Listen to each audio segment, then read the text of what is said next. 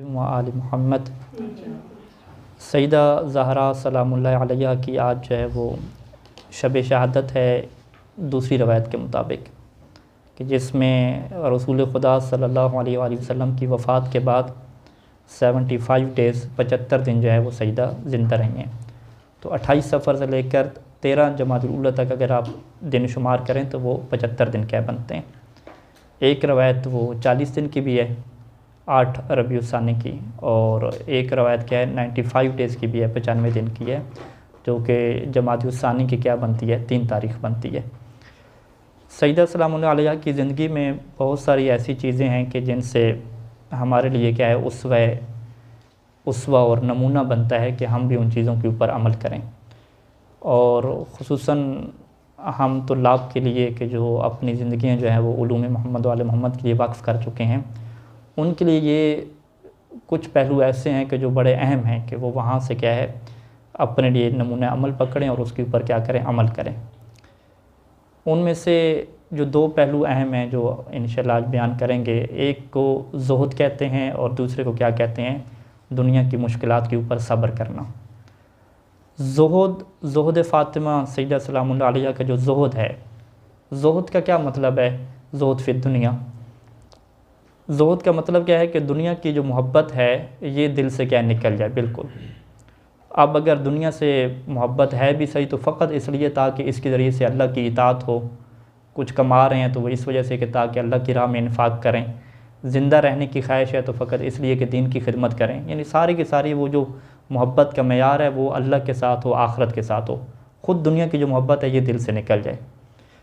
और इसको जो है वो उलमा यूँ मिसाल दे के बयान करते हैं कि जब हमारा बचपन होता है तो हमें बहुत सारी चीज़ों से मोहब्बत होती है, खिलौने की मसलन मोहब्बत होती है। तो इंसान सोचता है कि काश पैसे हों तो ये फ़र्ज़ करें पिस्टल लेना है, ये गाड़ी लेनी है तो ये मैं ले लेता। तो उस टाइम पे पैसे नहीं होते।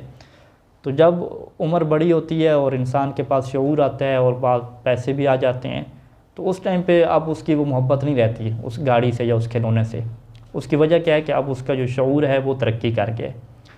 तो इसी तरीके से अहले बैत अलैहिमुस्सलाम का जो ज़ुहद है उनकी भी मार्फत और शऊर इतना है कि अब जो दुनिया का माल है, दुनिया की जो आराम है, दुनिया की जो आसाइश है, इन चीज़ों की मोहब्बत उनके दिल से क्या ख़त्म हो चुकी है।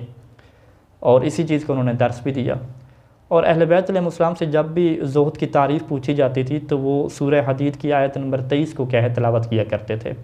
और ये इमाम सज्जाद अलैहिस्सलाम से भी है, इमाम बाक़िर अलैहिस्सलाम से और इमाम सादिक़ अलैहिस्सलाम से भी, ये तीनों इमामों से क्या ये रवायत मैंने देखी है कि जब पूछा जाता था कि ज़ुहद क्या है तो इमाम जो है वो कुरान मजीद की इस आयत की तिलावत करते थे और कहते थे कि इन्ना ज़ुहदा फ़ी आयत मिन किताबिल्लाहि अज़्ज़ा व जल लिकै ला तअसौ अला मा फ़ातकुम वला तफ़रहू बिमा आताकुम, कि अल्लाह अज़्ज़ा व जल की किताब में जो ज़ुहद ये है कि ताकि तुम्हारी ये कंडीशन और ये हालत बन जाए कि ला तअसौ अला मा फ़ातकुम, कि तुम्हारे हाथ से कोई दुनिया चली जाए, माल चला जाए तो तुम्हें उसके ऊपर अफसोस ना हो। और वला तफ़रहू बिमा आताकुम, अगर दुनिया से तुझे कुछ मिल जाए तो उसके ऊपर फिर खुशी ना हो। यानी बिल्कुल ऐसे ही कि अगर कोई आके आपको खिलौना दे दे, गाड़ी दे दे, तो किबला साहब ये गाड़ी और पिस्टल आपके लिए, तो वो खुशी होगी, उसकी कोई खुशी नहीं होगी। ठीक है, अगर कोई पिस्टल वगैरह आपका हो, कोई तोड़ भी दे, ज़ाया हो जाए तो उसके ऊपर भी कोई गम नहीं होती। लेकिन अगर पैसों की निस्बत आ जाए किबला साहब ये $200 आपके लिए, तो उसकी क्या खुशी हो जाएगी। ठीक है, और अगर ख़ुद पैसे हों, कोई मोबाइल वगैरह कोई चीज़ ज़ाया हो जाए, टूट जाए, तो उसका दिल में गम होता है। तो ये जो दिल में गम होता है और पैसा मिलने पे और चीज़ों मिलने पे खुशी होती है, ये अगरचे इंसान की फ़ितरत और नेचुरल है। लेकिन अगर इंसान की मार्फत इन चीज़ों के बारे में इतनी बढ़ जाए कि फिर इन चीज़ों की वजह से उसको कुछ असर ना पड़ता हो, पैसा मिल रहा है, आ रहा है, जा रहा है, ज़ाया हो रहा है, कोई उसे टेंशन नहीं होती इस चीज़ की, तो ये वो मकाम होगा, ज़ुहद का मकाम होगा कि जिसको अहले बैत अलैहिस्सलाम क्या है बयान फरमाया करते थे। और ये ज़ुहद क्या है वो अमीरुल मोमिनीन अलैहिस्सलाम की ज़िंदगी में, अल्लाह के रसूल की ज़िंदगी में, अहले बैत की ज़िंदगी में बड़ा वाज़े क्या हमें नज़र आता है। यानी मौला अमीर की ये रवायत इब्न शहर शो में लिखी कि वो एक आराबी मांगने के लिए आया तो मौला ने कैसे 1000 दे दो। तो जो मौला का वकील था जो दे रहा था पैसे होता, उसने कहा कि मौला 1000 वो सोने वाले सिक्के उठा के देने हैं या चांदी वाले उठा के देने हैं। ठीक है, अब अगर हम अपनी मिसाल लें तो अगर यानी सोने वाली बड़ी चीज़ होंगे, भाई क्या कर रहे हो, भाई सोना दे रहे हो, ठीक है, तो चांदी उठा के दे दो।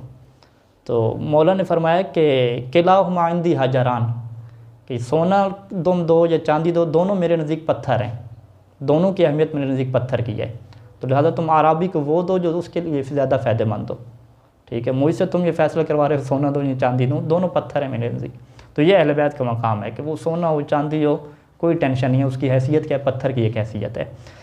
अच्छा, अब सैयदा ज़हरा सलामुल्लाह अलैहा की ज़िंदगी में आ जाएँ तो उनकी ज़िंदगी में क्या ये चीज़ मिलती है। एक रवायत मशहूर के जैसे अल्लामा मसीह रहमान ने बिहारुल अनवार में बशारतुल मुस्तफ़ा किताब से क्या ज़िक्र किया, और इमाम सादिक़ अलैहिस्सलाम इस रवायत को बयान करते थे, और ये जाबिर बिन अब्दुल्ला अंसारी जो है इस वाक़े को क्या बयान करते हैं कि नमाज असर जो है वो हमने अल्लाह के रसूल के साथ मस्जिद में पढ़ी, और पढ़ने के बाद जो है हम सारे क्या बैठे थे, तो एक जो है वो बूढ़ा इंसान आया जो काफ़ी बूढ़ा था और कपड़े भी उसके फटे हुए थे और चेहरे के ऊपर उसके जो है वो भूख के आसार ज़ाहिर थे। तो उसने आके कहा कि जब वो आया तो ये रवायत के अल्फाज हैं कि अल्लाह के रसूल को बड़ी चाहत हुई कि उसके बारे में ख़बर लें कि तुम्हारे क्या हालात हैं। तो अल्लाह के रसूल ने पूछना शुरू किया कि बताओ तुम्हारे क्या हालात हैं। तो उसने कहा कि भूख का आलम है, ठीक है, और कपड़े शपड़े पहनने के लिए नहीं है सही तरह से, और गुरबत भी है, फ़कीर भी हैं, तो मुझे कुछ अता करें। तो उस वक्त अल्लाह के रसूल ने कहा कि मेरे पास कुछ नहीं है अता करने के लिए, लेकिन मैं तुम्हें जो है वो एक ऐसे घर की तरफ रहनुमाई करता हूँ कि तुम वहाँ पे जाओगे तो तुम खाली हाथ नहीं लौटोगे। तो अल्लाह के रसूल ने फिर कहा कि तुम उस घर की तरफ जाओ। फिर वो फ़ज़ाइल पढ़े कि जो अल्लाह से मोहब्बत करते हैं, अल्लाह के रसूल से मोहब्बत करते हैं, अल्लाह और अल्लाह के रसूल उनसे मोहब्बत करता है। और जनाब बिलाल से कहा कि बिलाल उठो और ज़हरा के घर जो है उसे ले जाओ। तो वो बूढ़ा जो है वो जनाब फ़ातिमा के घर पे आता है और बाकायदा जो है वो सलाम करता है, अस्सलामु अलैका या अहलन नबुव्वा। और तो जनाब सईदा जवाब देती हैं दरवाज़े के अंदर से, और फिर सवाल करती हैं कि क्यों आए हो। तो उसने कहा कि आपके बाबे ने भेजा है, तो मैं क्या हूँ, भूखा हूँ। तो इस रवायत में मौजूद है कि उस वक्त तकरीबन 3 दिन हो गए थे कि ज़हरा के घर में कुछ भी नहीं था खाने के लिए, और ये अल्लाह के रसूल को भी पता था कि कुछ भी नहीं है उनके घर पे, फिर भी क्या बंदा भेजा। तो उस वक्त जो है वो, अब देखिएगा ये ज़ुहद का आलम क्या है कि चीज़ क्या होती है। कहते हैं फ़ामदत फ़ातिमत इला जिल्द कबशिन मदबूगन बिलक़रज़ कान जनाम अली हसन वल हुसैन, कि घर में जो है वो एक भेड़ की खाल थी कि जिससे वो रंगा गया था अच्छे तरीके से, और उस भेड़ की खाल के ऊपर जनाब हसन हुसैन छोटे थे वो सोया करते थे। अब घर के अंदर कुछ नहीं है तो उन्होंने क्या किया, वो जो खाल थी वो उठा के जो है वो उस फ़कीर को दे दी। यानी अब हम अपनी ज़िंदगी में देखें कि घर में बच्चों के लिए एक चीज़ है सोने के लिए, वो क्या उठा के हम दे दें, तो ये यानी एक से मतलब है कि हमें उस चीज़ से भी मोहब्बत नहीं है कि बच्चे की चीज़ क्या उठा के दे रहे हैं। तो जब वो खाल उसको दी तो उस शेख ने कहा कि मैं भूखा हूँ, मुझे इससे क्या, इस खाल से मैं क्या करूँगा, ठीक है, मुझे कपड़ा चाहिए पहनने के लिए, भूखा हूँ। तो फिर सईदा ने जो है वो अपने गले में उनका हार था, और ये कहते हैं ये हार जो है वो जनाब हमज़ा बिन अब्दुल मुत्तलिब की बेटी जिनका नाम फ़ातिमा था, उन्होंने ये हार क्या है हदिया किया था, गिफ्ट किया था। तो सईदा ने क्या है वो हार उतारा और वो उसकी तरफ फेंका और उसे कहा कि ये हार ले लो और इसे जाके तुम बेचो, जब तुम बेचोगे तो अल्लाह जो है वो इसके बदले में तुम्हें इससे बेहतर क्या अता करेगा। तो वो अराबी ने फिर वो हार ले लिया और अल्लाह के रसूल की खिदमत में आया और कहा कि ये आपकी बेटी ने दिया है, और ये जुमला इरशाद फरमाया कि मैं इसे बेचूंगा तो इससे बेहतर मिलेगा। तो अल्लाह के रसूल वहाँ पे रोए हैं, यानी रवायत में है कि अल्लाह के रसूल रोए हैं और रो के फरमाते हैं कि अगर फ़ातिमा ने ऐसा कहा है तो यकीनन अल्लाह तुम्हें ज़्यादा अता करेगा, इसमें कोई परेशानी की बात ही नहीं है। तो उसी महफ़िल में कहते हैं कि अम्मार बिन यासिर भी मौजूद थे। अब अम्मार बिन यासिर का जो है ना ज़ुहद वो भी इसमें क्या है वाज़े तौर पर नज़र आता है कि जनाब अम्मार बिन यासिर उठते हैं और अल्लाह के रसूल से कहते हैं कि अल्लाह के रसूल मुझे इजाज़त दीजिए कि मैं जो है वो इस हार को क्या ख़रीदूँ। तो उस वक्त अल्लाह के रसूल ने फरमाया कि ए अम्मार तुम भी शरीक हो जाओ इस हार में, क्योंकि जो इस हार में शरीक होगा चाहे वो सकलान हो यानी जिन्नो इंस पूरी दुनिया के हों तो अल्लाह उनके ऊपर भी जहन्नम को हराम करार देगा। अब कहते हैं कि खैबर का नया नया वाक़या हुआ था और सारे असहाब अमीर हो चुके थे और अल्लाह के रसूल ने बहुत ज़्यादा माल गनीमत दिया था सबको। तो अम्मार के पास जितना कुछ था माल गनीमत से सब क्या है उसने वो बेच दिया उसकी कीमत हार की अदा करने के लिए। और उसकी हार से जब कीमत उससे पूछी ना बूढ़े से कि तुम क्या इसके बदले में लोगे, उसने कहा मुझे ज़्यादा नहीं चाहिए, मुझे जो है वो खुब्ज़ और लहम रोटी और गोश्त का तुम खाना खिला दो, काफ़ी अरसे से नहीं खाया, पेट मेरा भर जाए। मुझे एक जो बर्दी चादर होती थी, यमनी चादर होती थी उस टाइम पे, वो बड़ी चादर तुम मुझे ले दो ताकि मैं अपने जिस्म भी ढाँपूँ, उसमें नमाज भी पढ़ूँ, और मुझे 1 दिनार दे दो और ताकि मैं उसके ज़रिए से क्या अपने घर क्या जा सकूँ सफ़र करके, 1 दिनार सोने का बस। तो जनाब अम्मार ने कहा कि मैं जो है वो तुम्हें खाना भी दूंगा, सब कुछ दूंगा, और मैं तुम्हें 1 दिनार नहीं 20 दिनार दूंगा, और 20 दिनार दूंगा, साथ जो है वो 200 दिरहम भी दूंगा। तो उसने कहा कि ये तो बड़ी सखावत आप कर रहे हैं। तो उसने कहा कोई बात नहीं, तुम मेरे साथ चलो, मैं सारी चीज़ें तुम्हें देता हूँ। तो जनाब अम्मार उसे लेकर चले गए और ये सारी चीज़ें उसे दी। ये सारी चीज़ें वो लेके, यानी 20 दिनार, चादर वगैरह, खाना वगैरह खा के, गोश्त और रोटी वाला, वो भी गंदम वाली क्या रोटी उसे खिलाई थी, उस ज़माने में कीमती रोटी थी। तो जब ये अल्लाह के रसूल के पास आता है तो अल्लाह के रसूल पूछते हैं कि बताओ क्या हालात हुए तुम्हारे। तो उसने कहा कि मेरे माँ बाप आप पे कुर्बान हूँ, मैं वाकई क्या बेनियाज हो गया हूँ, इतना मुझे सहार ने क्या अता कर दिए। तो अब यहाँ पे कहते हैं कि उस आराबी ने जो है वो हाथ उठाए और दुआ मांगी कि अल्लाह हम तेरे अलावा किसी की इबादत नहीं करते, तुझसे मानते हैं, और अंत राज़िक़ुना, और तू ही हमें रिज़्क़ देने वाला है। अल्लाहुम्मा आति फ़ातिमता माला आइनुन राअत वला उज़ुनुन सामिअत, ऐ अल्लाह फ़ातिमा को इतना अता कर कि जो ना आज तक किसी कान ने सुना हो और ना किसी आँख ने देखा हो। तो जैसे उसने दुआ मांगी बूढ़े ने, तो अल्लाह के रसूल ने उसके ऊपर आमीन कही। जैसे अल्लाह के रसूल ने आमीन कही तो तमाम असहाब ने कहा आमीन कही। तो उसके बाद अल्लाह के रसूल ने फिर फ़ज़ाइल पढ़ना शुरू किए फ़ातिमा के, कि फ़ातिमा को अल्लाह ने कितना अता किया है, कि मुझ जैसा उसे बाबा अता किया, अली जैसा शोहर अता किया, और फ़ज़ाइल पढ़ते रहे। और वो तकरीबन 1 सफ़े के क्या फ़ज़ाइल हैं। और वो रवायत कहती है कि उस वक्त महफ़िल में क्या है, हज़रत सलमान, क़ंबर और अबू ज़र भी मौजूद थे। वो कहते थे अल्लाह के रसूल से कि मज़ीद कुछ और भी बयान करें, तो अल्लाह के रसूल क्या है ज़्यादा फ़ज़ाइल क्या बयान फरमा रहे थे। तो ये किस्सा हो गया। तो अब जनाब अम्मार ने वो जो हार है ना, वो हार जो है वो घर लेकर गए और उससे जो है वो फ़तय्यबहु बिलमिस्क, उसको खुशबू लगाई, उसको जो है वो लफ़्फ़हु फ़ी ज़ुर्दतिन यमानिया, यमनी कपड़े में उसे लपेटा। और माल गनीमत जो मिला था जनाब अम्मार को, तो उसने उससे एक ग़ुलाम ख़रीदा था, तो उसने वो अपना ग़ुलाम ले लिया। और इस ग़ुलाम से पहले जो जनाब अम्मार के पास सवारी थी, उसने वो सवारी भी बूढ़ी को दे दी थी, जो उसका जानवर था सवारी का था। उसे कहा था कि तुम इसके ऊपर बैठ के अपने क्या घर चले जाओ, यानी सब कुछ लौटा दिया। अब उसके पास ग़ुलाम था एक जो उसने ख़रीदा हुआ था, तो उसने क्या किया, वो जो हार था वो भी कपड़े में लपेटा, और जो ग़ुलाम उसको कहा कि ये हार भी तुम ले जाओ, और तुम्हें भी मैंने क्या रसूल को अता किया है, तुम जाओ रसूल की खिदमत में। तो ये रसूल की खिदमत में आता है, कहता है कि जनाब अम्मार ने मुझे आपकी जो है वो पास भेज दिया, ये हार भी आपका है। तो अल्लाह के रसूल कहते हैं कि तुम चले जाओ जनाब फ़ातिमा के पास।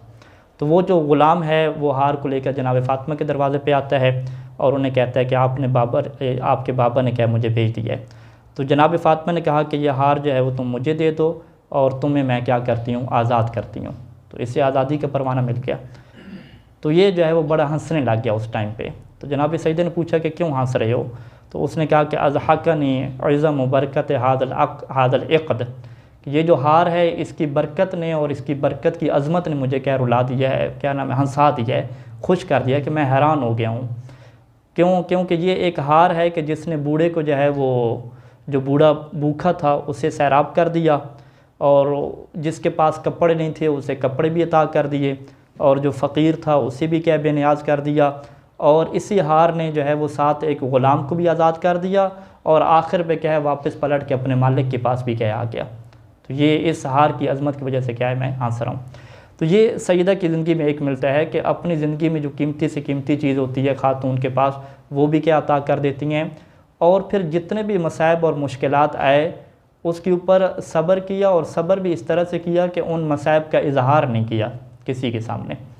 यानी आज हमारे उस्ताद कह रहे थे कि जनाब सईदा की शहादत का अगर हम सबब तलाश करें तो ये दुनिया कहती है कि सबब ये था कि उनके ऊपर जुल्म हुआ और जिस्म उनका कमज़ोर हो गया था।